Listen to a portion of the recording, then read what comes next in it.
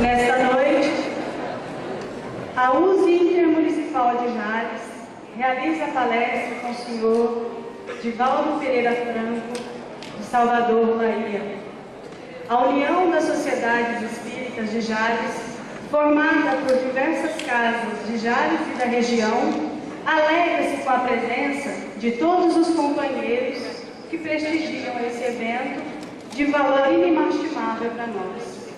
Divaldo Pereira Franco tem divulgado a doutrina espírita pelo mundo todo, levando também o consolo, informação e esperança de vida a muitas pessoas.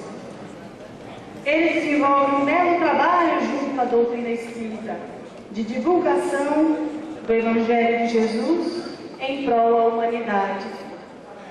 Neste momento, convidamos as senhoras e os senhores que prestigiam esse evento, tendo a certeza que neste momento estamos repetindo aqui a que há muito repetiam aqueles que buscavam a palavra de Jesus como forma de receber a boa nova para modificar o rumo de suas vidas.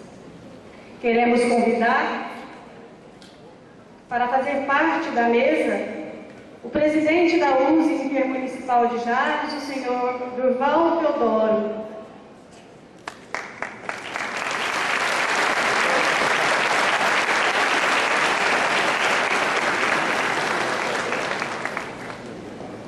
Convidamos também o vice-presidente, o senhor Olair, revelado da cidade de Palmeira do Oeste.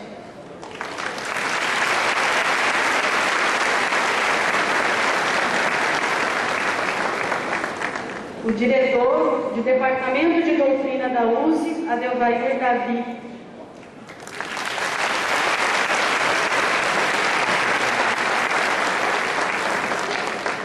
O diretor do Departamento de Mocidades Espíritas, Luiz Antônio Maiolo.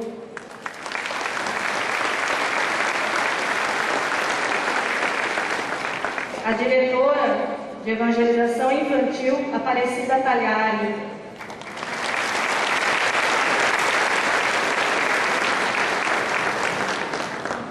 O primeiro secretário da USE, Luciano Giacometti, da cidade de São Francisco. O senhor Paulo Henrique Maiolo, que foi o organizador do evento.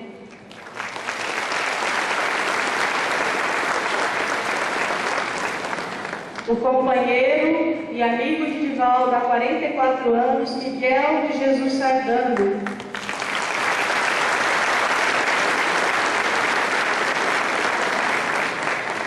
O companheiro espírita também, representando a USE de Fernandópolis, Luiz Carlos Costa.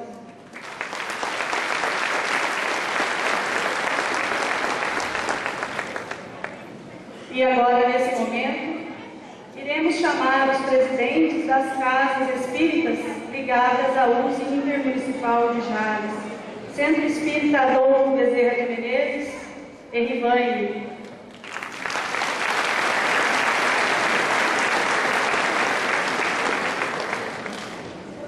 Centro Espírita Allan Kardec de Aparecida do Oeste, Iracema.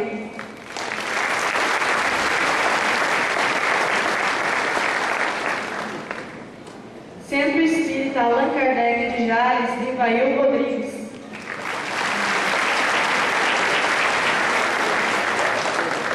Centro Espírita Amor e Caridade de Aparecida do Oeste, a senhora Amélia.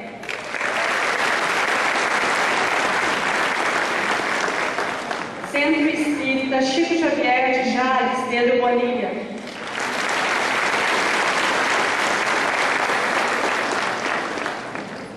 Centro Espírita Fé, Amor e Caridade de Palmeira, já representado pelo seu Durval. Centro Espírita Francisco Xavier de São Francisco, pelo presidente Sandro.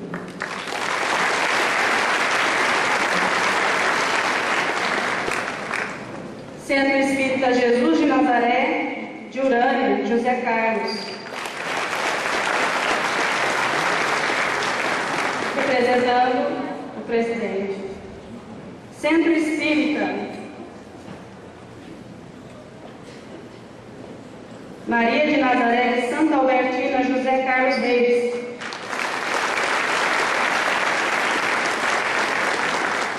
Grupo Espírita Beneficente Maria Dolores, Ivan.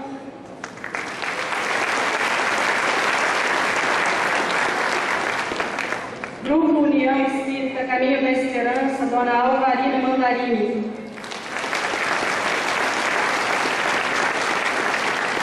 Sociedade Espírita Maria de Nazaré, seu Dorival.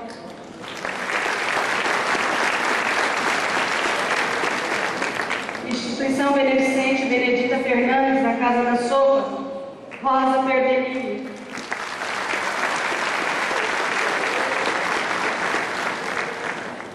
Centro Espírita Allan Kardec de Marinópolis, Ademir Marinho.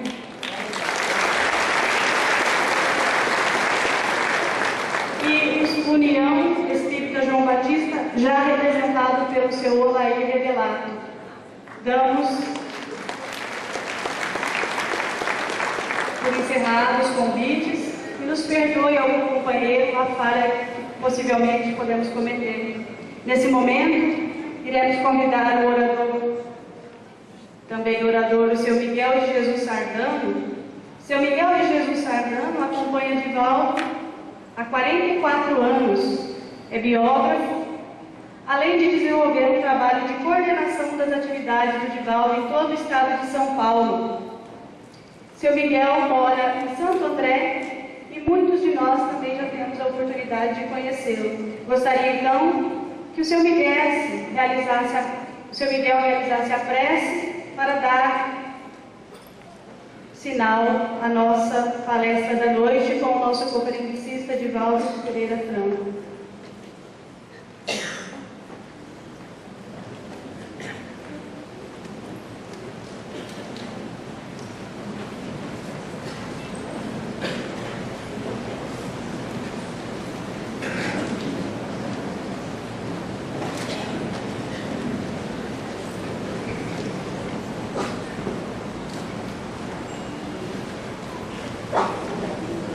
Senhoras e senhores, prezadíssimos irmãos do Ideal Espírita, as nossas saudações fraternais. Aqui estamos na condição de amigo e colaborador do médium Divaldo Pereira Franco, nesta belíssima cidade de Jales, nesse clube de Jales, cuja diretoria nós agradecemos pelo empenho em ter preparado este clube para este evento. Nós estivemos aqui há meses atrás, há poucos meses, e vimos a reforma que estava sendo feita, a transformação que foi feita, o empenho, a dedicação para que tivéssemos esta noite esse espaço aqui, como nós sabemos, com quase 2.000 cadeiras. Estamos vendo aí muitas pessoas ainda em pé e lá fora. Isto para nós é motivo de alegria, de satisfação, de ver toda a região espírita e simpatizantes e amigos aqui presentes nesta reunião. Agradecemos a nossa companheira Jane Maiolo, que tanto se empenhou para que nós pudéssemos agendar a palestra de Divaldo Franco nesta noite. Agradecendo também o nosso Paulo Maiolo, organizador desse evento, pelo seu esforço, pelo seu trabalho, pela sua dedicação, para que tudo pudesse ocorrer como está ocorrendo com pleno êxito. Nós só vamos dizer alguma coisa sobre os livros, sobre as atividades ligadas à divulgação da doutrina espírita, que nós não temos a menor dúvida de que Divaldo é hoje a maior expressão da divulgação espírita no Brasil e no mundo, pois já esteve em 62 países e mais de 2.000 cidades, e já proferiu cerca de 12.000 conferências, afora os seminários e entrevistas. Como foi dito, nós somos biógrafos de Divaldo, mas juntamente com a nossa tarefa, o nosso trabalho de biógrafo, nós já contamos hoje com 18 livros biográficos de Divaldo Pereira Franco, relatando, sobretudo, as suas atividades de homem de trabalho, homem de ação, no campo da divulgação espírita e também no campo da educação, o trabalho da Mansão do Caminho, na cidade do Salvador, Bahia. Vocês viram lá fora uma banca de livros.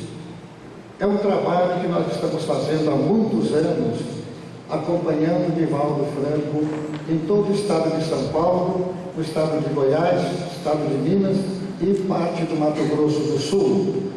É um trabalho gratuito, voluntário, que aqueles companheiros que ali fora estão são membros do Centro Espírita Dr. Bezerra de Menezes, da cidade de Santo André, pois que o nosso centro, a nossa casa, é representante da Editora Leal e somos distribuidores dos livros psicografados por Divaldo Franco, que já ultrapassaram a casa dos 200 exemplares, 200 títulos.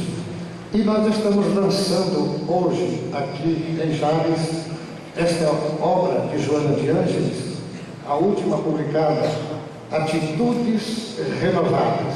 Este é o lançamento, é o livro mais recente da mentora Joana de Ângeles, que se encontra lá na frente, na banca do livro espírita, e após a conferência, Divaldo ainda continuará aqui para autografar alguns dos livros, receber os cumprimentos, os abraços dos amigos, e depois nós viajaremos ainda hoje para São José do Rio Preto, onde Divaldo irá proferir amanhã, às 20 horas, no Hospital Psiquiátrico Bezerra de Menezes, uma conferência nos moldes da que será proferida dentro de alguns minutos. Hoje pela manhã estivemos na cidade de Pomporina, onde Divaldo recebeu o título de cidadão honorário daquela cidade. Foi uma manhã inovidável, com a presença de algumas pessoas da cidade, porque o horário da manhã, um dia de trabalho, naturalmente não pôde ter um grande público, mas a homenagem foi altamente sensível, gratificante para os nossos corações. Também na cidade de Catanduva, ontem, Divaldo recebeu o título de cidadão daquela localidade. E assim já vai acumulando 82 títulos de cidadania honorária. E agora nós vamos proferir a nossa oração e passar em seguida a palavra para Divaldo Franco. Eu peço aos nossos irmãos que mentalmente nos acompanhem numa prece de abertura dos trabalhos desta noite. Vamos orar.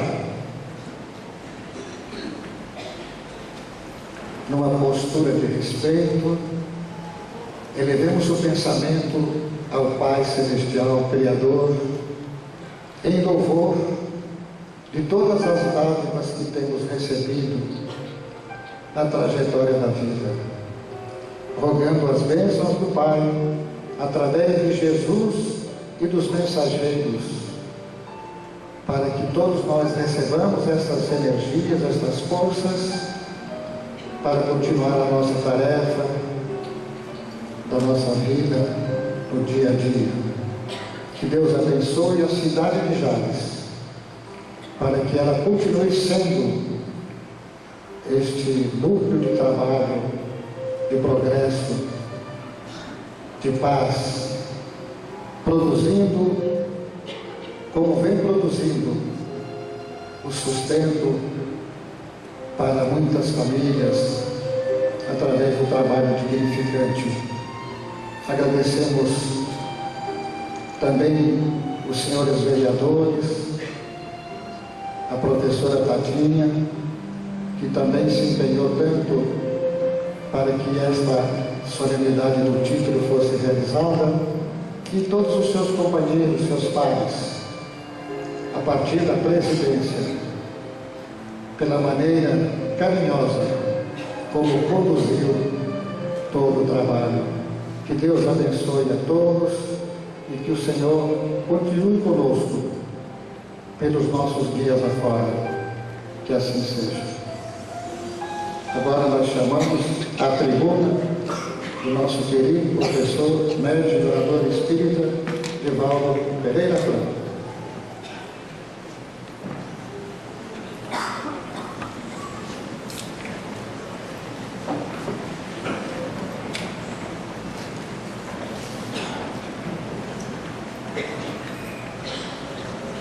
Digníssimas autoridades presentes e representadas, senhoras, senhores, queridas irmãs, queridos irmãos espiritistas, jovens, nossos votos cordiais de muita paz.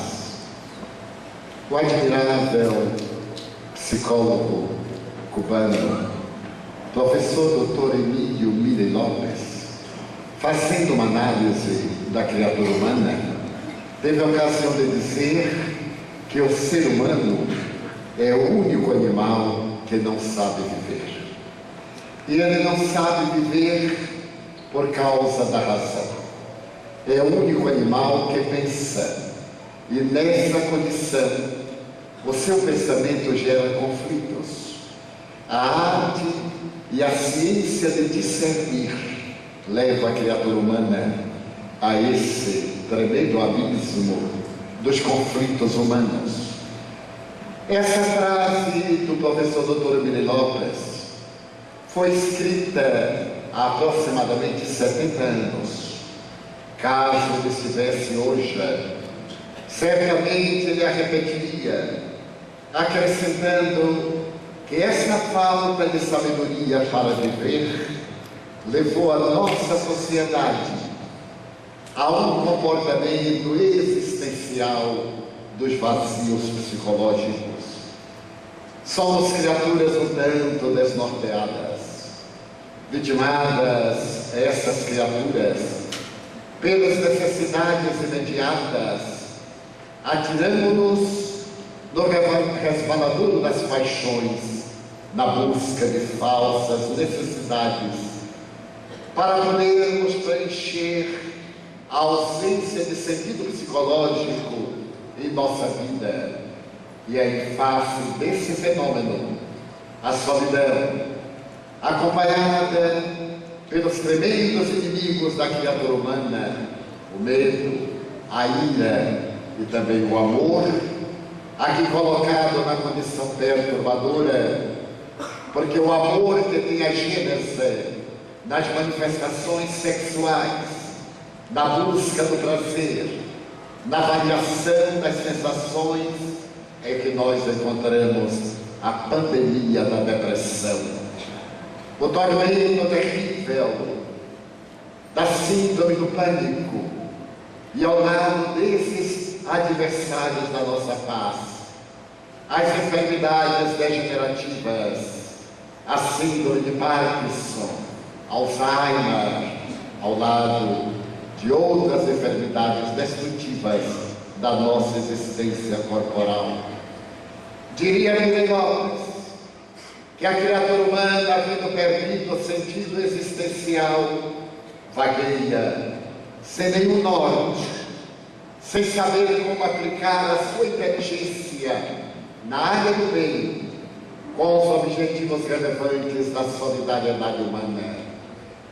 Mas certamente também, se estivesse presente na Terra o notável psicólogo americano e teólogo, o Dr. Bowlby, ele estabeleceria que essa criatura que nós somos, havendo perdido o sentido existencial, deixou-se dominar pela emoção primitiva do medo, o medo da agressividade, o medo da violência, o medo da perda dos afetos, o medo da traição, o medo da perda do emprego, o medo da doença, o medo da morte e o medo de amar. Vivemos um contexto sociológico em que as pessoas estão armadas para não se permitirem o amor no sentido profundo da palavra, mas para ficarem-se umas criaturas das outras, tornando-as descartáveis, como se nós houvéssemos perdido os sentimentos profundos. Por ocasião da Segunda Guerra Mundial, vivia na Terra um dos mais notáveis psiquiatras do século XX. Em Viena, o Dr. Viktor Frankl havia estabelecido uma proposta psicoterapêutica baseada nos sentimentos do amor. Era necessário, asseverava ele, arrancar a criatura humana do seu estado de comodidade, dar uma dinâmica de afetividade, apresentar o sentido da vida, fazer que compreendesse que não é um joguete das forças desarticuladas do cosmos, que a vida de todos nós, por mais modesta, por mais aparentemente significativa, tem um sentido existencial. E todos nós somos importantes no conjunto cósmico, desde aqueles que realizam as tarefas mais modestas e menos relevantes, até aqueles outros que desempenham tarefas de conduzir as comunidades e de salvar a sociedade. Levado para um campo de concentração pela sua mulher e com os seus pais, o Dr. Viktor Frankl irá escrever mais tarde um livro notável ao sair do campo de concentração, que é o dar sentido à vida.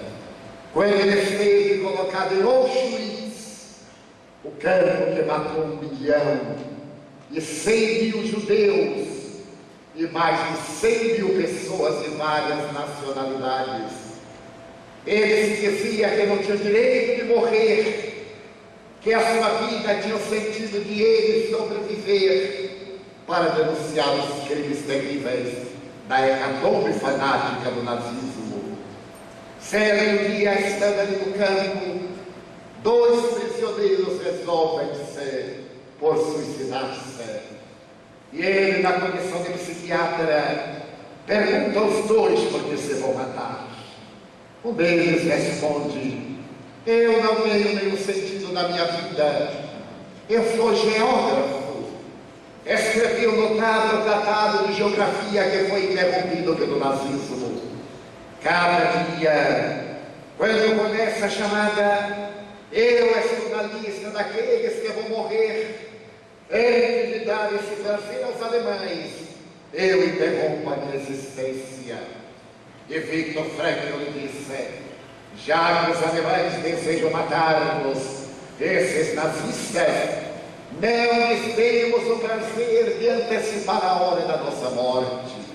Vivamos, sobrevivamos ao Holocausto. Se você escreveu um tratado de geografia, você deve sair do campo de concentração. Lute, cada momento, a toda hora, mesmo que não haja a mais mínima possibilidade de sobrevivência. Faça de conta que você vai sair agora à tarde para continuar a escrever a respeito dessa obra que é o ideal da sua vida. E o outro, aquele que havia perdido o sentido da vida, despertou, chorou e sobreviveu ao Holocausto. E mais tarde escreverá para a sociedade um dos mais belos e completos tratados de geografia internacional. Da mesma forma, o outro: qual é o sentido da minha vida, dizia ele ao psiquiatra. Eu tenho uma filha em Varsóvia, certamente já morreu. Foram assassinados ali nos fornos crematórios, depois de haverem passado pela câmara de gás. A minha mulher, meus pais, meus irmãos, eu somente tenho essa filha. Então eu não tenho nenhum objetivo para viver. E o Dr. Frankl lhe disse: como não? Você tem que sobreviver ao Holocausto. Já imaginou o choque terrível que ela tomará quando souber que você covardemente fugiu, não teve a coragem de sobreviver para amá-la? E aquele homem despertou. A palavra gentil do nobre psiquiatra deu-lhe sentido à vida, e ele sobreviveu ao Holocausto, e ele encontrou a filha mais tarde em Varsóvia. Foi dessa maneira que também o Dr. Viktor Frankl, depois de passar por todas as humilhações imagináveis, sobreviveu ao Holocausto. E quando retornou a Viena e recomeçou a sua notável clínica, ele criou uma ciência para poder atender as pessoas que perderam a razão de viver. Quanta gente me diz: eu não tenho nenhuma razão para viver. E outros que me perguntam: o que é que eu deveria fazer na minha vida? Como se fosse eu quem soubesse como é que a pessoa deve direcionar a sua existência. Esse trabalho é nosso, é de cada um de nós. Nós somos filhos de Deus. Nós temos Deus emboscado dentro do nosso coração. Geneticamente nós somos filhos de Deus, conforme escreveu o notável geneta do comportamento do Dr. Hemer. Nós temos o gene, que é o gene de Deus, desses 35 mil genes que possuem o nosso DNA. Um deles é o gene de Deus, o VMT2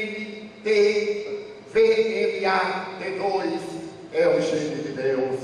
Então, na condição de filhos de Deus, nós deveríamos viajar para dentro, para ter o nosso encontro com a divindade. O Dr. Viktor Frankl criou então a logoterapia, a terapia no sentido da vida.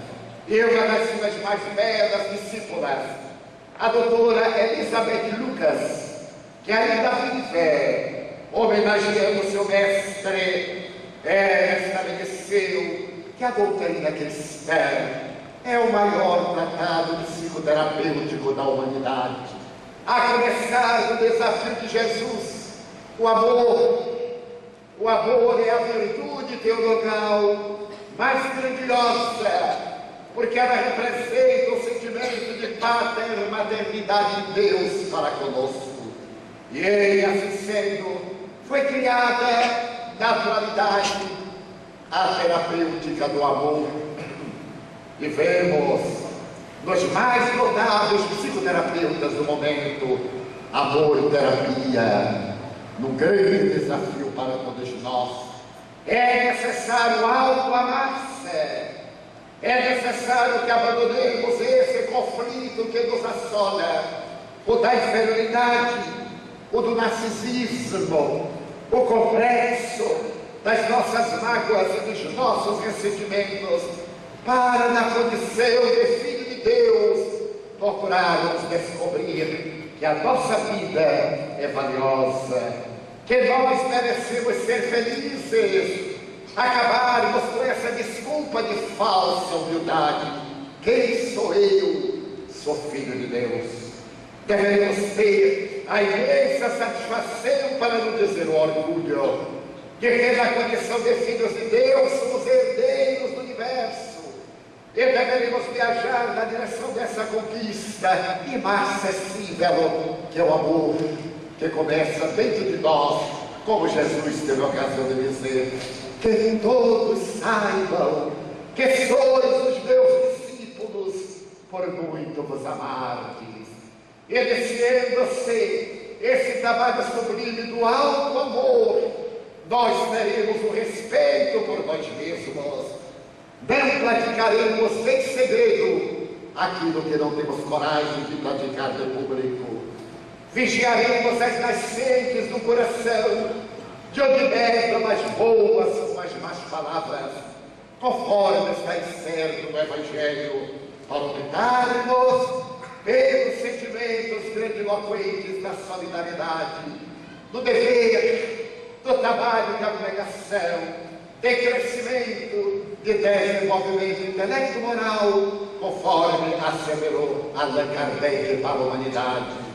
Então, nesta hora tormentosa, de violência e de agressividade, de despudor e de cinismo, neste momento em que os valores éticos estão em xeque e a criatura humana não sabe qual rumo seguir, aí está a proposta do Evangelho de Jesus, agora restaurada pela doutrina espírita.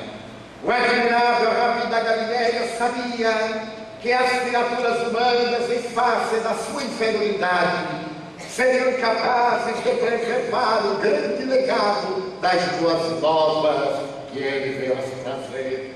Ele sabia que na nossa condição de párias da evolução, adaptaríamos os seus ensinos às nossas paixões, adulteraríamos a sua palavra, de maneira que nos destacássemos do cenário geopolítico da Terra. E por isso mesmo, para confortar a sociedade do futuro, ele disse, com infinita ternura, não vos deixarei órfãos.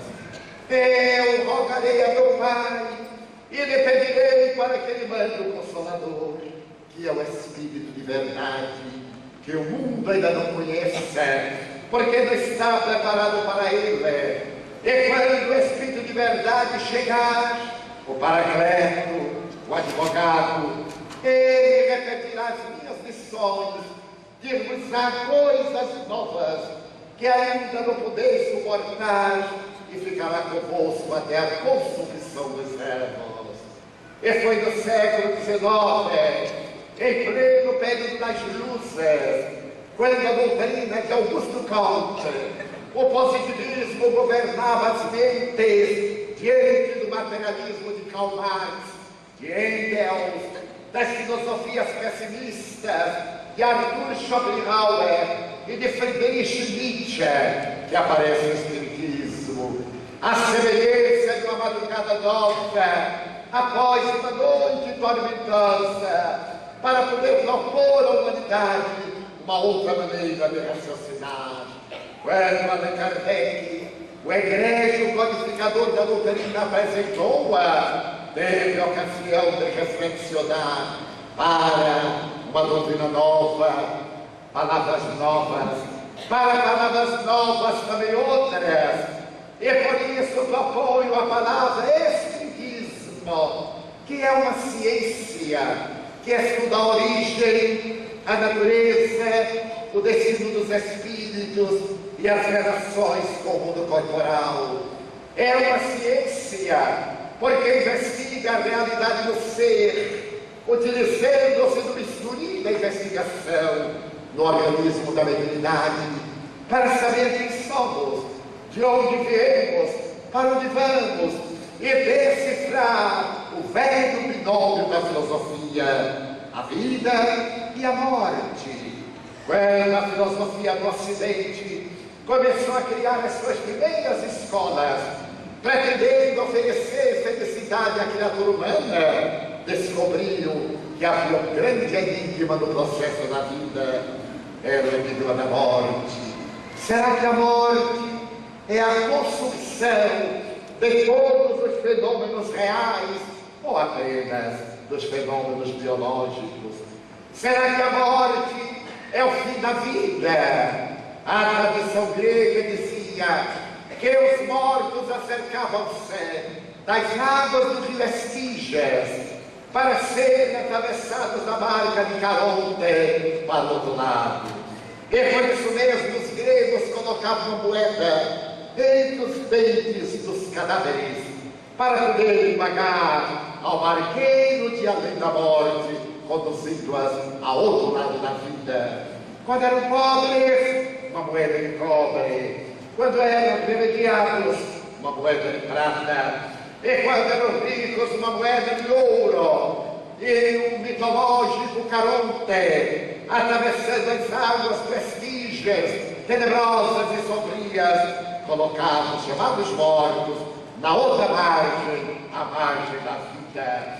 É dessa mitologia que surge a teoria da imortalidade da alma no Ocidente, herança da imortalidade da alma na antiguidade oriental, entre egípcios, caldeus, babilônios, babilônios, persas e de todas as velhas culturas que sempre demonstraram na intimidade dos seus templos que morrer é apenas mudar de estado vibratório.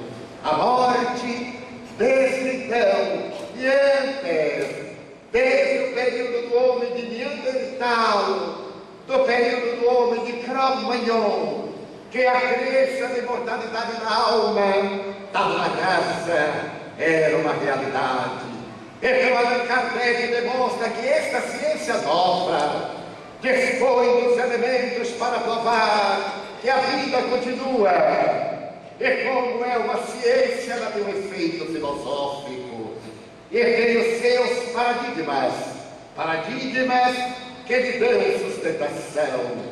O primeiro deles é a crença em Deus, logo seguido da imortalidade da alma, da comunicabilidade dos espíritos, da reencarnação, da pluralidade dos mundos habitados e da crença no Evangelho de Jesus Cristo, conforme ele e os seus primeiros profetas, discípulos e apóstolos viveram integralmente.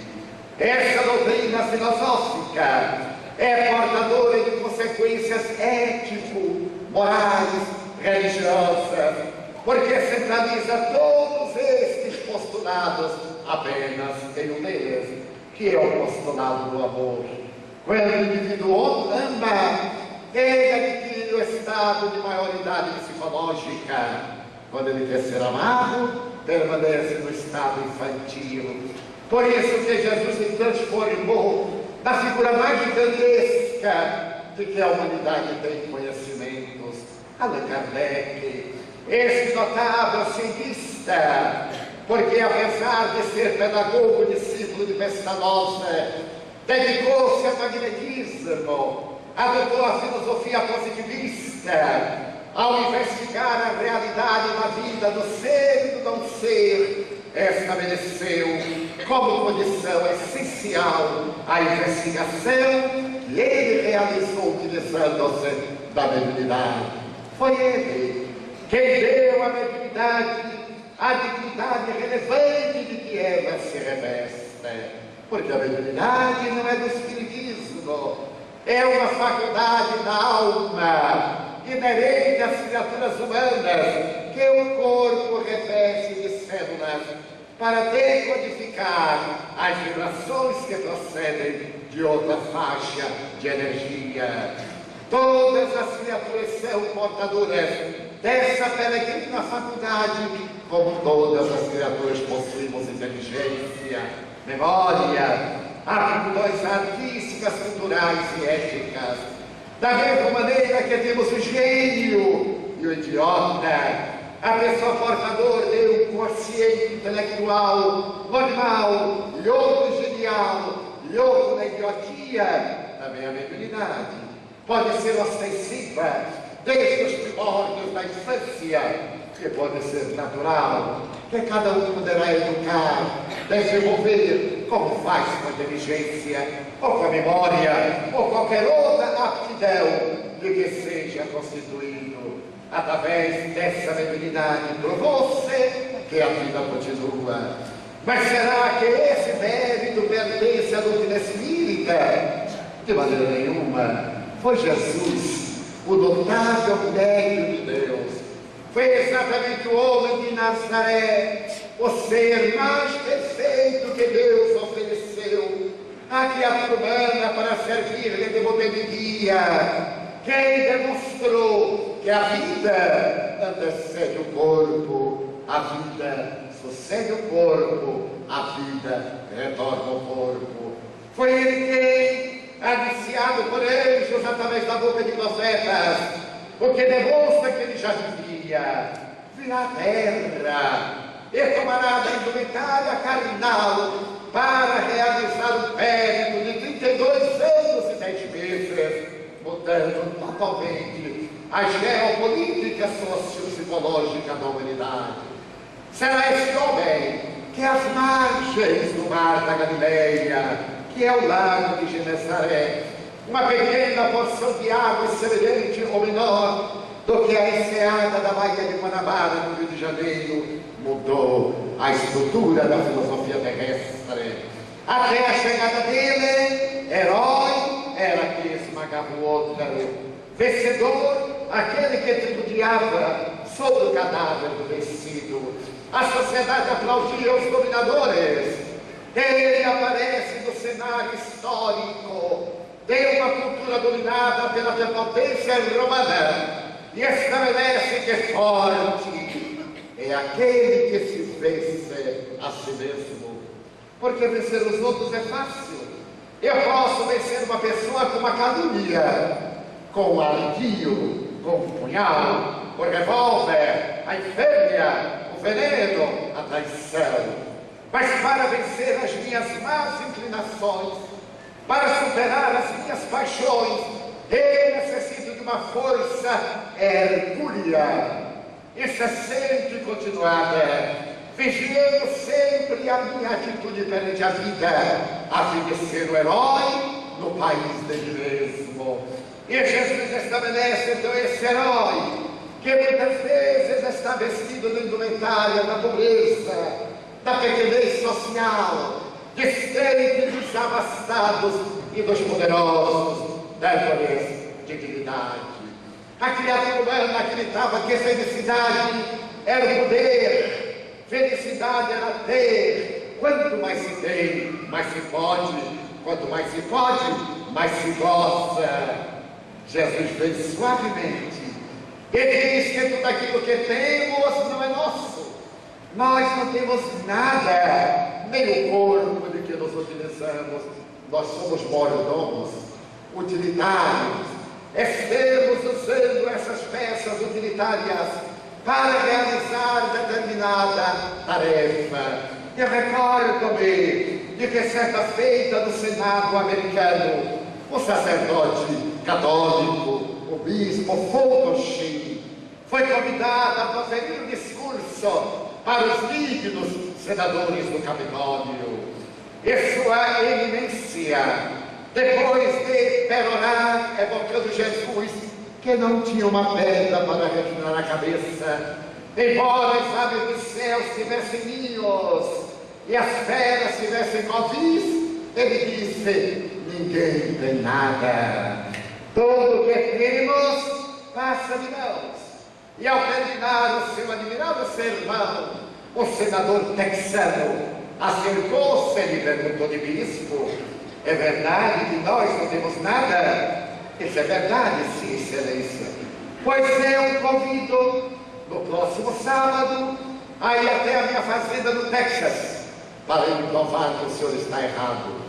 O bispo sorriu. Mais tarde ele escreveria um livro lindo que se chama Guerra e Paz, mas diferente da obra do mesmo nome de Leon Tolstói. No sábado atrasado, ele chegou ao aeroporto de Washington e ali estava o senador com seu jato especial. Ele adentrou-se e o senador lhe disse com empáfia: esse jato é meu. Deu ordem ao piloto e o jato partiu na direção do Texas. Menos de 2 horas depois, pela janela da aeronave que estava no ar, o senador disse: Excelência, olhe lá embaixo os meus depósitos de petróleo, as minhas torres de petróleo, e mais tarde os meus campos de trigo, e um pouco mais adiante as minhas fazendas de pecuária, até que o avião pousou no seu aeroporto particular. Quando saltaram, a mulher do senador esperava-os com um grupo de automóveis para conduzir os convidados. E o senador disse: Eminência, as mulheres normalmente combinam o cinto, a bolsa e o sapato, mas a minha mulher combina a cor do vestido com o automóvel que vai usar. Tem os automóveis são nossos. O pobre bispo balançava a cabeça. Houve um banquete extraordinário, após o qual o senador levou ao escritório onde estavam seus contadores, aqueles que se encarregavam do jogo das bolsas, e disse ao bispo: aqui estão as escrituras das minhas propriedades, aqui estão as minhas ações nominais, aqui tudo isso é meu. Agora o senhor me diga se isto é meu ou não é meu. Então o bispo humildemente perguntou: senador, qual é a idade de Vossa Excelência? 70 anos. Muito obrigado, senador. Quero que o senhor me pergunte isso daqui a 30 anos, por favor, para ele responder a que pertence. Porque tudo que temos passa de mãos, mas o que nós somos permanece. Essa é a doutrina daquele homem de Nazaré. Ao invés de ter, ser nobre, justo, bom, ético, sábio. Lá no céu, asseverava o grande mestre de Confúcio: aquele que conhece os outros é um sábio, mas aquele que se conhece a si mesmo é um iluminado. Devemos viajar na direção do autoconhecimento para adquirirmos a auto-iluminação.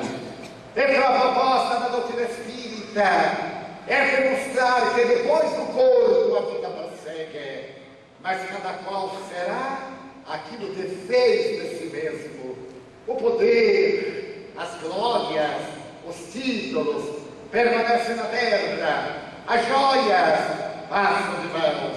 Também me recordo de uma excêntrica milionária americana que, ao morrer, deixou 200 milhões de dólares para os seus 50 gatos.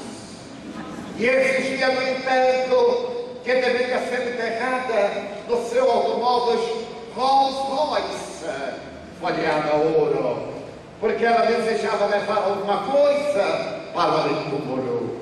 O desejo desta mulher excêntrica foi totalmente atendido. Ergueram-lhe o mausoléu de mármore de Carrara, colocaram o automóvel Rolls Royce, puseram o caixão de móvel de cristal, o seu cadáver, mas a partir dali ela foi a pé devagarinho depois da junção cadavérica.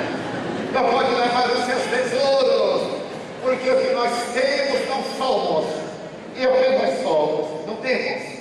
Então veio essa ciência filosófica dizer-nos que a vida tem um sentido psicológico, e esse sentido deve ser defendido com garra, com luta, com abnegação.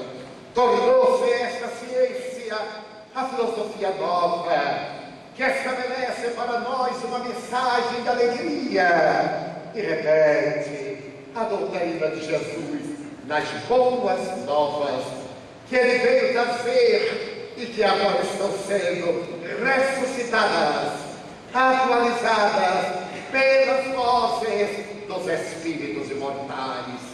Heródoto de Halicarnasso, o maior historiador da humanidade narra que no século VI antes de Jesus havia um homem que era considerado o mais rico de toda a humanidade, Creso. O rei Creso da Lídia possui uma fortuna que ainda hoje causa espanto. Foi ele o primeiro indivíduo a mandar cunhar em moedas de ouro há 26 séculos. E há menos de 2 anos, 50 moedas de ouro, ainda dos tesouros de Creso, foram levados pela Shotterby, a grande empresa de leilões inglesa, aquelas 20 moedas por 20 milhões de dólares. Esse encontro exposta no Museu de New York. Creso era o rei mais poderoso da terra. A Lídia era o país mais disputado. A Lídia corresponderia hoje a uma parte do território da Turquia. Mas toda esta fortuna era resultado do capricho da natureza, porque a capital da Lídia era cortada pelo rio Paquitolo. E o rio Paquitolo, quando descia das montanhas, trazia pepitas de ouro que pertenciam ao rei, por ser ele o proprietário da grande cidade do notável país. E Creso era pai de 2 filhos. Um deles, Bertioga, era surdo-mudo. Apesar de ele ser o homem mais rico da terra, seu filho não poderia substituí-lo no trono. O segundo filho, Actis, era um jovem capacitado para dar continuidade à história da Lídia. Porém, o vaticínio asseverava que ele ia morrer jovem, trespassado por uma lança. Então Creso, seu pai, mandou erguer um castelo forte do seu império, de muralhas altas, e ali então ele criou a família, para que nenhuma lança viesse a alcançar Actis. A vida continuava. Quando o oráculo de Delfos vaticinou que um grande império ia cair. Nesse período, existia na Grécia o homem mais sábio da terra, o filósofo Solon. E Solon viajava pelos diversos países, pelas ilhas gregas, e certo dia chegou ao país da Lídia, e Creso naturalmente mandou convidá-lo para prestar uma homenagem. Creso sabia que era o homem mais poderoso do planeta. Depois do banquete, que se prolongou por várias horas, ele convidou o filósofo e desceu aos subterrâneos, onde estavam guardados seus tesouros, sala a sala, abarrotadas de ouro, de marfim, das mais preciosas gemas, desde as pérolas negras do Mar Cáspio até as pérolas brancas do Havaí. Ali estavam os tesouros, estátuas de ébano, estátuas de mármore, adornadas de diamante, de pérolas, de rubis, de esmeraldas. E então Creso dizia: Senhor, tudo isso é meu. Senhor, tudo isso é meu. E depois de apresentar o tesouro fabuloso, que parecia não acabar nunca, o rei, entusiasmado, perguntou-lhe: Senhor, vós que sois o homem mais sábio da Grécia, do mundo, eu vos pergunto, por favor, na sua opinião, qual é o homem mais feliz da terra? E Solon disse: o homem mais feliz do mundo. Eu conheci Atenas, um jovem chamado Telos, que era dedicado à sua mãe, uma viúva. E quando ela morreu, ele deu a sua vida a Atenas, pela honra de defender a pátria. Para mim, esse jovem foi o mais feliz do mundo. Creso mordeu o lábio, decepcionado. Ele esperava ser nomeado como sendo o homem mais feliz do mundo. Perguntou: muito bem, é provável, mas eu vos pergunto então, qual é o segundo homem mais feliz do mundo? E o filósofo disse: conheci em Atenas 2 irmãos gêmeos, que eram dedicados ao culto do dever, e morreu defendendo a dignidade de jovens, por amor à pátria. Então, diante da decepção, Creso olhou para o filósofo e zombou dele, fazendo ironia. Então Solon lhe disse: rei, ninguém poderá dizer-vos se sois o homem mais feliz do mundo, até que passeis pela prova do tempo e da morte. E se foi. Creso continuou na sua alfania.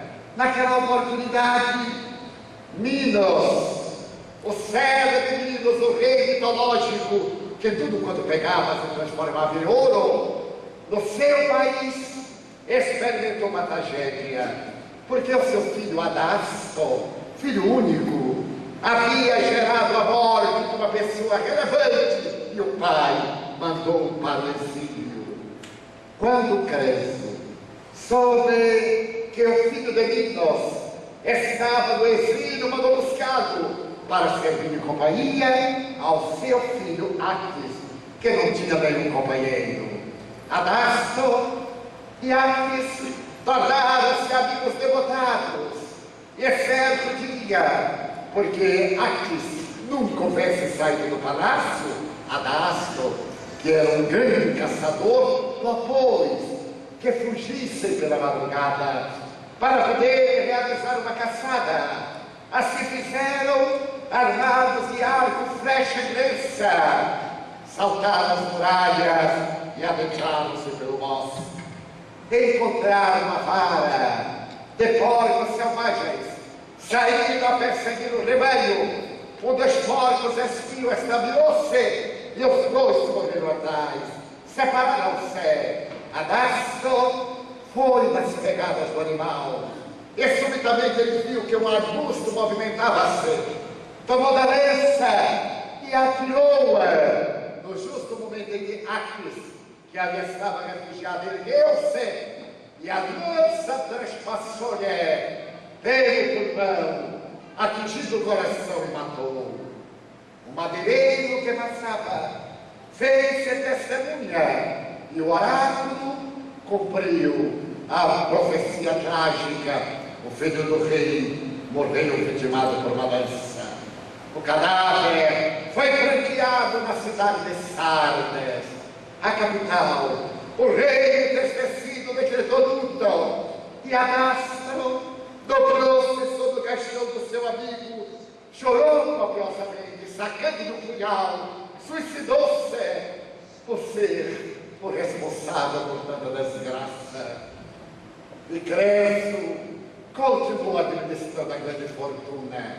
Nesse momento, as notícias que varriam a terra falavam de um rei da Pérsia, hoje Irã, que havia conquistado a Babilônia, que havia aprisionado o rei e que pretendia governar o mundo. As tropas de Ciro eram como gafanhotas, avançavam devorando as cidades, e Creso logo ficou apavorado. Certamente Ciro queria conquistar o seu país, a sua fortuna, e preparou um exército de mercenários, contratou-os, preparou-se para a guerra.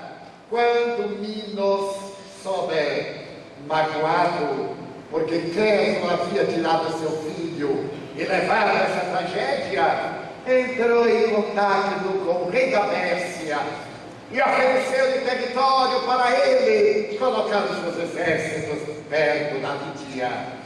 Sabendo dessa traição, o rei da Lídia resolveu avançar para conquistar o vencedor de outros exércitos. Era uma estratégia militar. Avançar antes para surpreender o inimigo. Mas os soldados de Ciro eram perfeitos. Havia chamado a legião dos 10.000, que era como um ronco opressor, e venceram esses soldados, aqueles que vieram da Lídia, que recuaram, sendo eles profissionais da guerra, demandaram.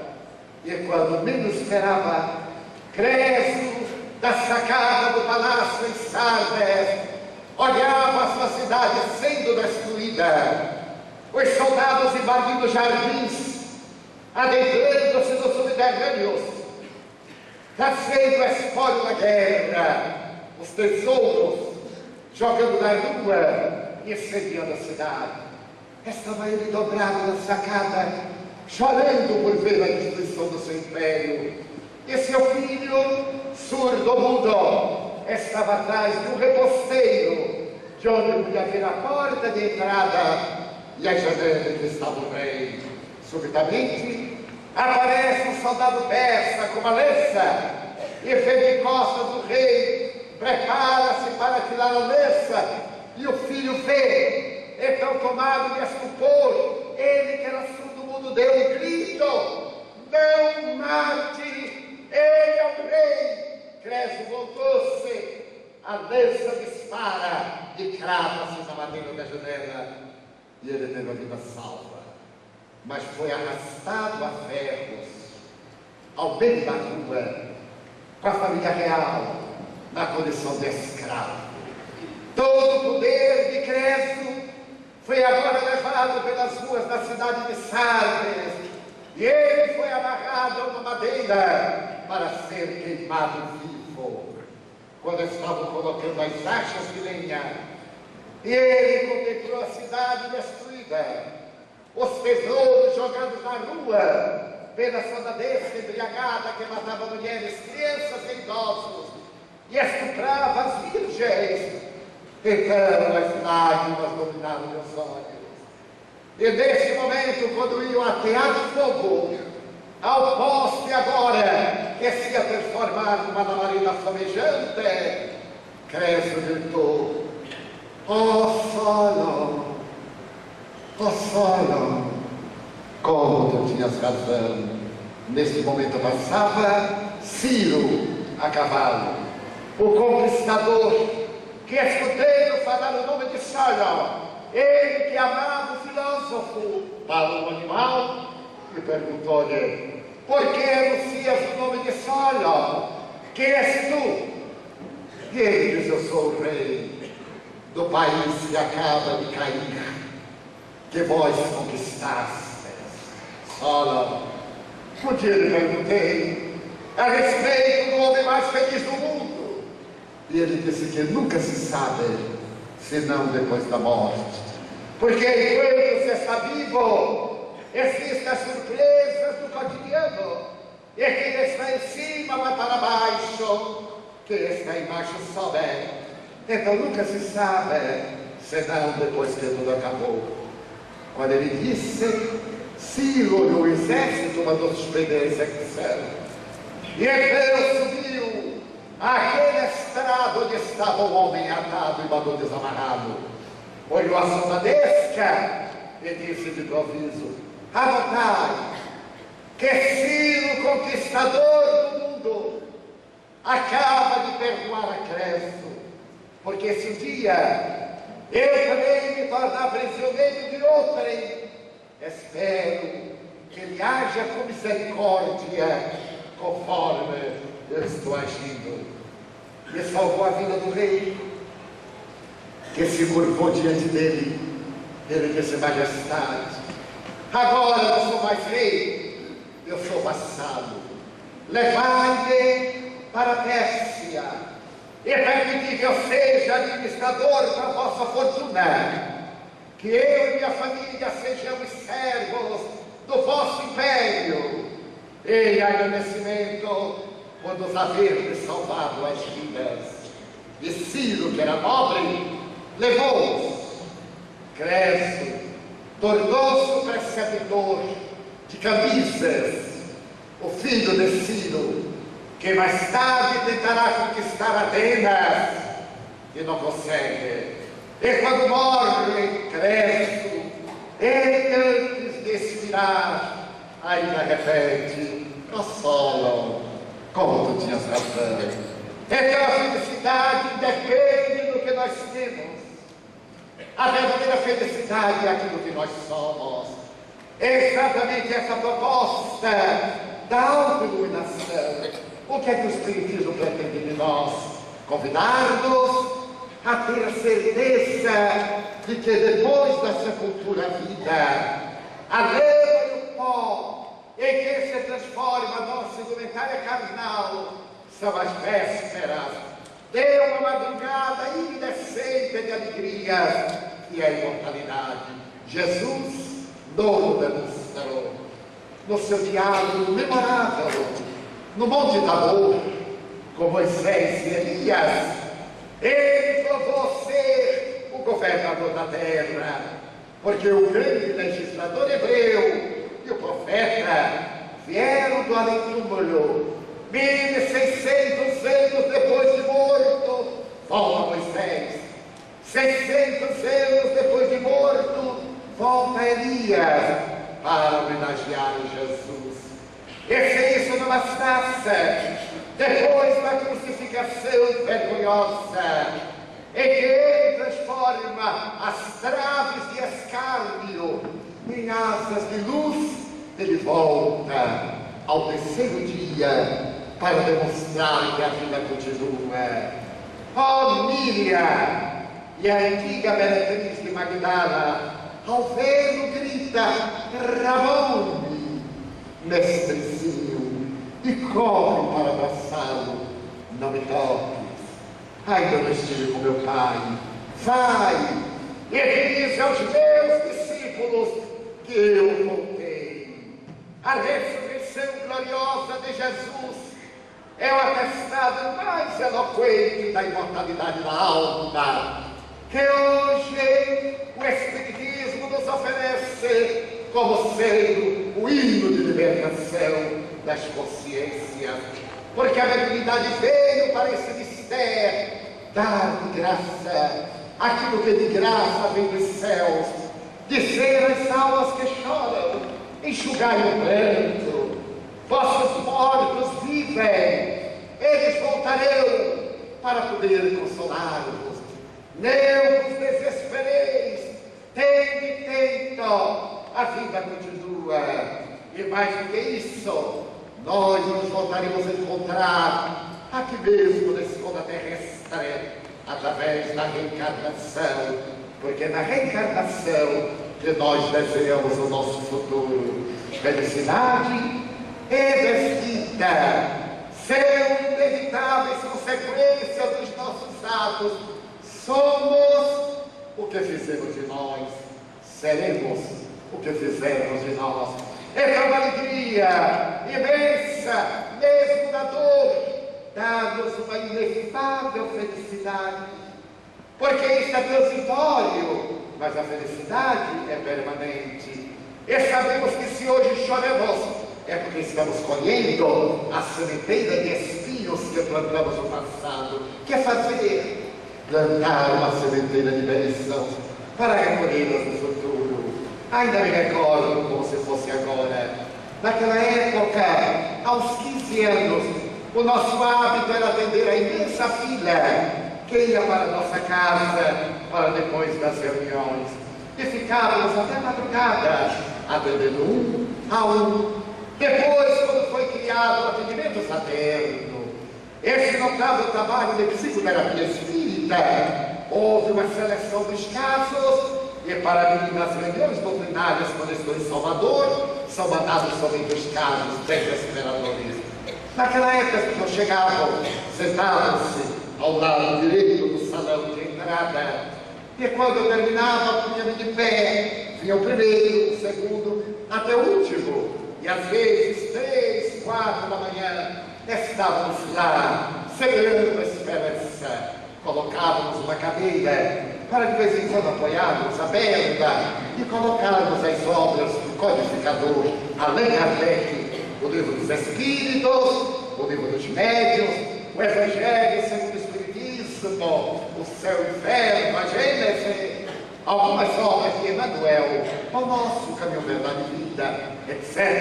Algumas de Joana de Ângeles, para oferecer às pessoas como livro-terapia, evangelho-terapia.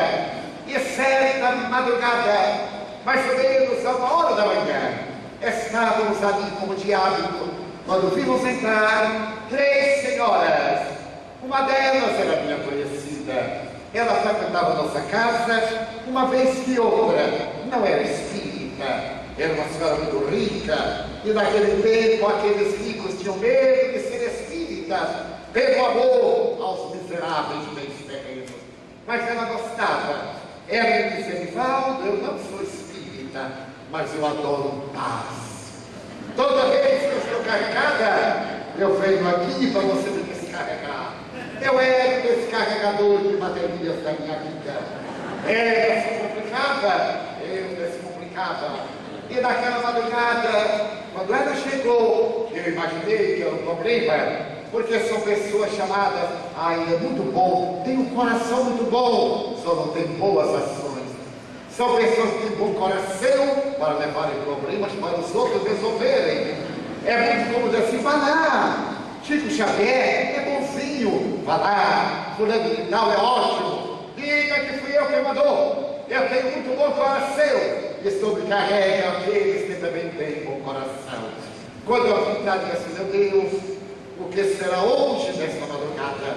Mas fiquei em pé, eu atendi uma senhora octogenária, e a minha amiga, que era minha proprietária, acercou-se com a dama, colocou aquela mais deprimida na cadeira, apoiada por outra, e veio até mim com impacto e disse, Divaldo, eu quero que você atenda um momento. Essa senhora está sendo atendida, mas Divaldo, aquele é um caso de urgência. Eu digo, não me parece tão urgente, porque vocês estão chegando a 1 da madrugada, e a senhora chegou a que horas, minha senhora? Às 3 da tarde de ontem. Eu digo, então, esse aqui é mais urgente. Então, essa gente é notável, conhece muito lições para aplicarem nos outros. Divaldo, e aonde está a caridade? Se a caridade está no respeito ao direito alheio. Primeiro ela, para depois os outros. E a senhora está perdendo tempo, porque eu só vou atender depois que acabarem ainda aqueles 9. Mas vai ser muito tarde. Eu digo, se vai ser tarde para a senhora, imagine para mim, que ainda vou viajar 30 quilômetros, porque eu moro lá nas redondezas da Maçã do Caminho. Ela ficou muito desgostosa. Eu disse, a senhora está magoada? Na saída, passo ali na secretaria e recebo o que pagou. Mas eu não paguei nada, eu não tenho nenhuma razão de estar aborrecida. Eu estou aqui desse assédio, estou alegre. Ela foi, ficou muito aborrecida. E eu continuei tranquilo. 2h30 da manhã, eu então chamei para que viesse. E ela tentou de lá. E você não pode vir aqui. Eu sorri. Eu sei que as pessoas adoram superstição. Eu disse, ai meu Deus, até que essa senhora vou perder 10 minutos, eu posso. Mas ocorre que os guias atendem aqui. Se eu for lá, eu saio da cúpula vibratória. O povo adora essas coisas. É? Ele disse, é. Quer que eu vá? Não. Aí ela veio. Por causa da cúpula vibratória. Mas você tratava de uma senhora bem profunda depressão. E aquela minha corretora, porque ela era minha corretora, ela arranjava casos por resolver. Ela disse, Paulo, o caso dela é muito grave. Ela está pensando em suicidar-se, porque o seu filho foi assassinado. Eu então respirei fundo. Olhei para a senhora, ela mal erguia a cabeça, e a minha amiga disse, conforte-a. E eu disse, minha senhora, não tenho palavras para confortá-la. Se eu lhe disser que eu tenho ideia, não é verdade. Ninguém tem ideia da dor do outro, porque cada qual tem uma capacidade de resistência à dor. Disseram à mãe cujo filho foi assassinado, tenha coragem. Ela dirá, coragem eu tenho, não tenho força. Dizer que eu entendo, não entendo. Então permita-me dar um abraço de solidariedade. Quando eu abri os braços, Joana de Ângeles, a minha mentora, apareceu-me atrás dela e me disse, parabenize-a. Eu tive um choque. Eu digo, meu Deus. E falei mentalmente, com os braços abertos, minha irmã, o filho dela foi assassinado. Então, parabenize-a, porque infeliz é a mãe do assassino. Toda vítima é abençoada por Deus. Eu então abracei-a e disse-lhe com lágrimas, meus parabéns. Ela empurrou-me e gritou, parabéns, porque meu filho foi assassinado. Eu disse, Senhor, porque ele poderia ser o assassino. E o assassino é mais invidioso do que aquele que lhe foi a vítima. Nesse momento, embora o atendimento fraterno seja para fenômenos mediúnicos, eu fui chegar uma dama espiritual, trazendo jovem adolescente de 16 para 17 anos, ainda pecado, com as marcas de balas na face, na testa, e na temporada. Ele, conduzido pela senhora Joana Dias Vinícius, é a mãezinha dela, a avó dele, quem o recebeu do além. E nós vamos permitir que ele se comunique com a genitora. Foi a primeira vez na minha vida, mais de 50 anos, naquela época de atividades públicas. Eu olhei para a senhora que estava quase que no estado de choque. Segurei as mãos e senti as vibrações doridas do filho, o pensamento da vozinha, e ouvi sair pela minha boca: mamãe, perdoe-me, mamãe. Você deve lembrar-se que eu estava conversando com você. Eu ia para o curso noturno, quando o carro parou na porta e fulano saltou com o revólver e diante de você aplicou-me 2 tiros na cabeça. Mamãe, eu não morri. Perdoe-me pela dor que ele causa. A senhora ficou estupidificada, e a transfiguração da face, a voz, a incorporação do jovem: mamãe, não se mate. Se você morrer, não me encontrará. Ainda não é a hora. Você tem meus irmãos fulano e Beltrano. Papai precisa de você. Tenha paciência, mamãe. Eu ainda não posso te explicar nada, porque eu não sei nada. Mãezinha, vovó vai me falar, porque eu não sei. Então a veneranda dama tomou-me e eu perdi a consciência, eu não sei o que disse.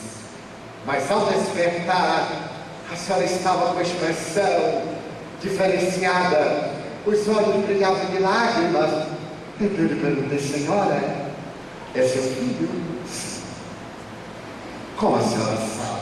Oh, eu não disse nada sobre meu filho. Ele contou como o covarde veio, saltou do carro e deu-lhe 2 tiros diante de mim, por causa de uma rusga com uma namorada. Então meu filho está vivo. O que é que eu faço agora? Eu odeio aquele infame. E a sua mãe? Eu digo: não, senhora, a senhora não pensa direito. A mãe dele é uma sofredora. Mãe alguma deseja ver seu filho nessa situação. Ele tinha sido levado para o caso especial do sede menor e aguardar julgamento. Então a mãe dele é uma sofredora. Não faça isso. Comece um novo período da sua vida. A senhora conhece a mãe dele? Claro. Nós éramos todos amigos e o miserável matou meu filho. Eu digo: mas seu filho falou que ele estava drogado. Não foi ele que matou, foi o crack. O crack é o grande assassino. Abracei-a, elas se foram. Eram 3 horas da manhã. Fui para casa. Na semana seguinte, no sábado, estávamos atendendo quando subitamente aparece a minha corretora com aquela senhora no outro ânimo, trazendo agora uma senhora profundamente melancólica. No momento agitado, as 3 acercaram-se e a mãe da vítima, agora com outro rosto, me disse: senhor Edivaldo, eu quero lhe apresentar a mãe do amigo de meu filho.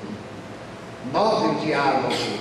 A senhora disse: não, amigo de seu filho, do assassino de seu filho. E ela disse: não, do amigo de meu filho, porque foi a droga que matou meu filho, não foi o seu filho. Então eu conversei com esta senhora, e à medida que eu estava conversando, voltam aquela dama e o rapaz, agora mais lúcido. Eu tomando de papel, que eu sempre tenho ao lado, de lápis. A época eu psicografava com lápis, agora eu utilizo de esferográfica. Ele escreveu uma mensagem ao seu amigo assassino e pediu à mãe do algoz que levasse a mensagem ao cárcere, porque estando ele livre da droga, fazia já 3 semanas desejar que você estava pensando em suicidar-se, o que era muito mais grave. Então assim começa uma história que se vai alongando nesses últimos 15 anos, de dedicação ao amor. O jovem foi julgado, mais tarde foi liberado, foi estudar advocacia, agora é advogado e trabalha numa obra meritória para poder arrancar das garras do vício as vítimas da drogadição. O Espírito veio para isso, para consolar os que choram, mas não somente para consolar, para arrancar as causas das aflições, a fim de que não choremos mais. Por esta razão, quando o professor Dr. Emílio Miller Lopes asseverou na década de 40 que a criatura humana é o único animal que não sabe viver, eu notava o Goldberg asseverou que é porque a criatura tinha medo de amar, medo de perder, medo de viver. Eis o Espiritismo dando-nos coragem para viver, coragem para amar, coragem para perdoar. Esta é a mensagem de uma era nova. Ditoso aquele que pode perdoar, porque todo aquele que carrega mágoa, ressentimento e desenvolve o ódio, carrega lixo mental, e todo lixo é tóxico, todo tóxico envenena, todo envenenamento mata. Nós somos herdeiros do Evangelho de Jesus, e o Espiritismo está na terra para inaugurar uma era nova. Será isso possível? Ou se trata de uma utopia, da visão de Schopenhauer? As utopias é uma realidade, porque é muito difícil odiar. Odiar é a herança atávica do primitivismo. Amar é o nosso Deus interno, no heliotropismo, na direção de Cristo Jesus. Então, amigos, se alguém não gosta de nós, o problema é dele. Quando nós não gostamos de alguém, o problema é nosso. Se alguém me odeia, pior para ele. Se eu odeio, pior para mim. Então, demos-nos as mãos, saiamos do rol das queixas e das reclamações, do pessimismo, da violência urbana, da violência doméstica, da violência contra a mulher, da violência contra a criança, da violência contra nós, e amemos-nos, e dando-nos as mãos, agradeçamos a Deus tudo quanto temos. Nós temos tanto para agradecer e tão pouco para pedir, que eu não sei por que ainda reclamamos da vida. Vamos ver? Eu gostaria de dizer que muito obrigado, Senhor, por tudo que me deste, por tudo que me dás. Obrigado pelo ar, pelo pão, pela paz. Obrigado pela beleza que os meus olhos veem no altar da natureza, olhos que fitam o céu, a terra e o mar, que acompanham a ave ligeira que voa fagueira pelo céu de anil, e se detém na terra verde, salpicada de flores, em tonalidades mil. Muito obrigado, Senhor, porque eu posso ver meu amor. Mas se ele da minha visão eu detecto os cegos, pelos quais eu faço oração, porque eu vejo tropeçar na multidão, chorar na solidão, viver na solidão. A ti eu imploro, para que depois desta vida, na outra vida, eles também enxergarão.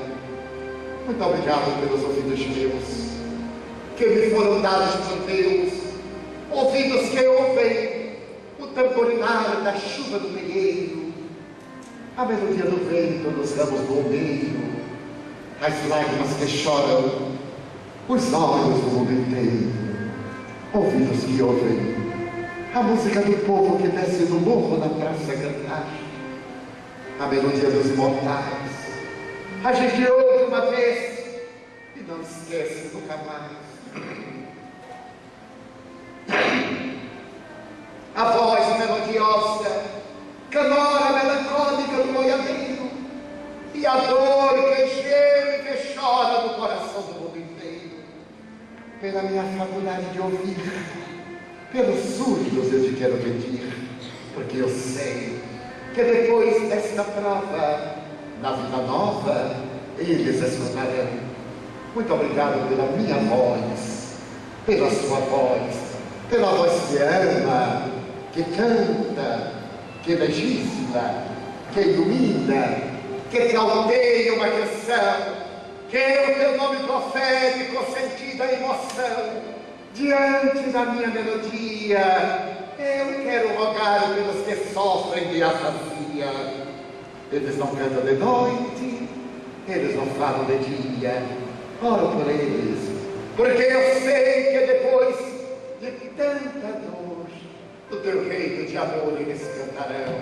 Obrigado pelas minhas mãos, mãos que aram, mãos que semeiam, mãos que agasalham, mãos de ternura que libertam da amargura, mãos dos adeuses que limpam feridas, que enxugam lágrimas e suores das vidas, pelas mãos que apertam mãos, mãos de sinfonias, mãos de poesias, mãos de cirurgias, mãos de psicografias, pelas mãos que atendem a velhice, a dor, o desamor, pelas mãos que no seio embalam o corpo de um filho alheio, sem receio, e pelos pés que me levam a andar sem reclamar.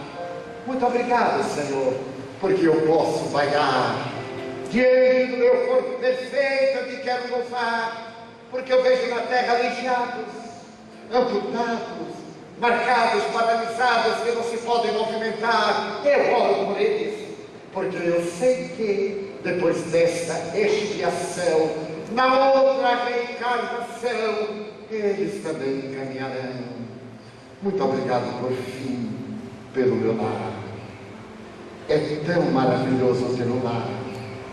Não é importante se esse lar é uma mansão, uma favela, um ninho, uma tapera, um duplex, um bangalô, seja lá o que for, mas que dentro dele exista a figura do amor de mãe, ou de pai, de mulher, ou de marido, de filho, ou de irmão, a presença de um amigo, alguém que lhe dê a mão, pelo menos a companhia de um cão, porque é muito triste viver na solidão.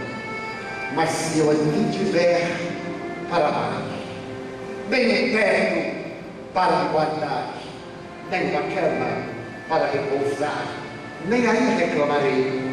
Pelo contrário, eu direi: obrigado, Senhor, porque eu nasci. Obrigado, Senhor, porque eu creio em Ti.